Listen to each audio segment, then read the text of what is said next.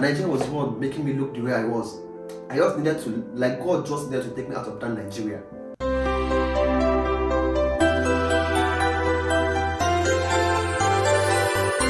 Hey guys, what's up? How you guys doing?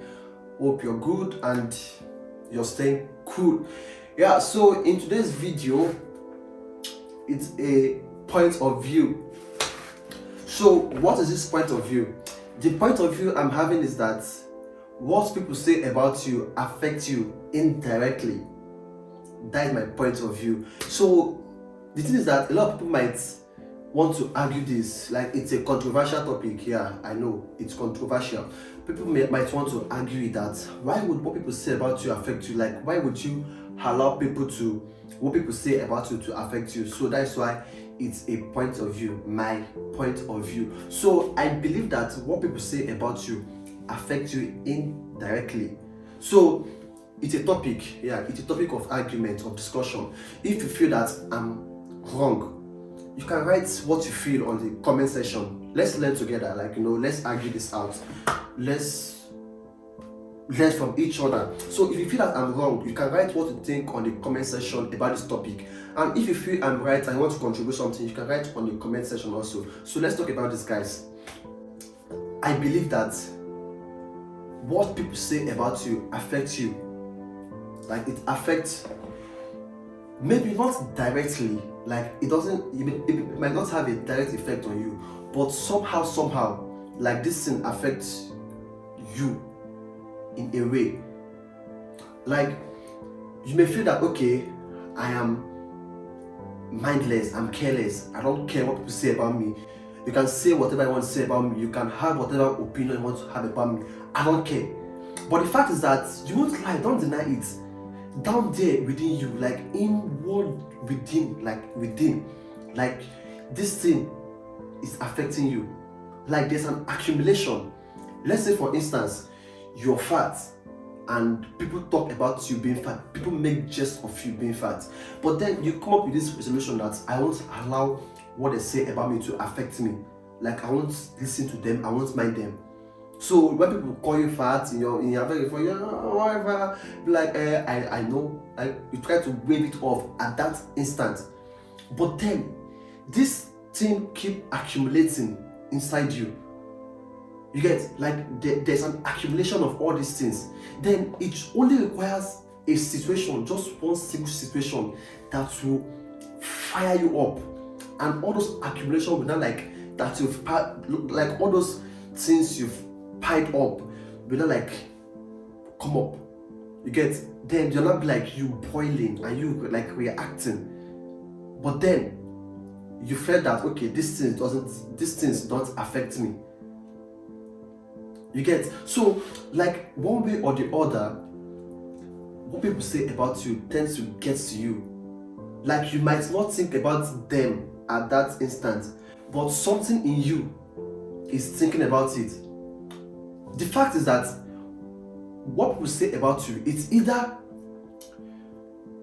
you ignore it or you try to work in that thing they're saying about you. Like, sometimes it's subconscious and you're always conscious about it, or you get conscious about, like, three things actually. Either you ignore it, or you become conscious about it, or you start to walk in line with it. You get, okay, let's say, for instance, in a typical Nigerian family or African family, let's say you stole something before and they caught you stealing. There is this stereotype African parents place on that kind of child. When something gets missing in the house, like, the first person they will call is that child. You get, so let's say they call you thief, or they say that you're a thief, and they keep on calling you thief and keep on, like, incriminating you on whatever thing that has to be stealing. Now you try to tell yourself that I'm not a thief, like it was a mistake. But then there is this stereotype, there is this people calling you a thief every time. So now the thing there is that you would tried to ignore that fact.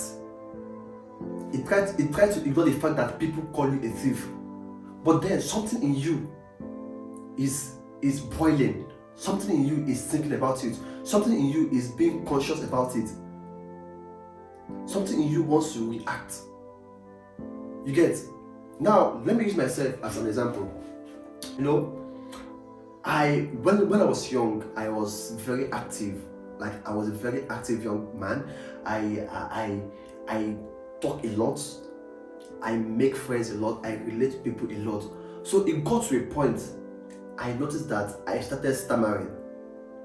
You get? Then, when I noticed it, I overlooked it. I kept on doing what I was doing. Not until the day that people noticed it too, and they started making jest of me. They started making fun of me, like laughing at me, insulting me because I was stammering. So, at this point in time, I shut up. You know, I withdrew myself from people a lot. You get? So, and this got to a point that it started affecting my relationship with people. It started affecting how I relate to people. I tend not to talk in public. I tend not to relate to people, that kind of thing. Because I feel that, okay, if I talk, I might stammer and people will laugh at me. You get that kind of thing. Then, another instance is, when I was in Nigeria, I was very black. Like, if you see my throwback picture, you would laugh. Even yourself, you'd be forced to laugh. I looked like someone from the north, another part of Nigeria. Like, all this smoke in the whole world was on me. I looked so black. I looked so horrible. Yeah, I'll use that word. Then people God. People said a lot of things. I stayed in Igbo land. They used to call me Onyi ite pot. Onyi ite pot. Back of pots now, back of pots should be very black. So that, and my lips was black then. So they'd be like, your lips is as black as the back of a pot. People usually insult me. People say that, do you used to smoke? Your lips are so black, do you smoke? There's what people not say about me. I was black. The worst part of it was, there was this girl I liked back then in high school. Then, when I asked this girl out, she told me that she cannot date me. Do you know the worst part? She said I should go and be using bleaching cream. God. That I should go and be using bleaching cream. But then, in me, I have this belief that I'm not black. That I'm not, I'm dark in complexion, but I'm not so black. Sometimes I stand before my mirror, I take off my clothes, I look at inside my body, I see myself that I'm fair inside. My body is fair, my labs is fair. So I look at it, I'll tell myself that, Ezekiel, you have a gene for fair, because my dad is fair. Though my mom is dark, I look like my mom, but my dad is fair. I tell myself that, Ezekiel, we are not that black. That there's an atom of fairness. I try to encourage myself, I try to build up my confidence. But then, what people are saying about me was somewhere inward accumulating. I became so inferior. I had a very low self-esteem. You get?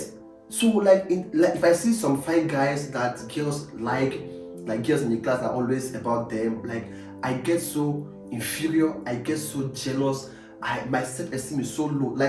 I find it so difficult to even talk to girls, because I feel that I'll be rejected and I'll be made fun of. You understand? Though I try to encourage myself, I tell myself I'm not black. To the extent that even right in my own family, my parents, my mom will think that I'm dark, my siblings too will say the same thing. But then I try to encourage myself, I tell myself that I'm not black. But even with that, there's still something in me, there's still an accumulation. And it was affecting me.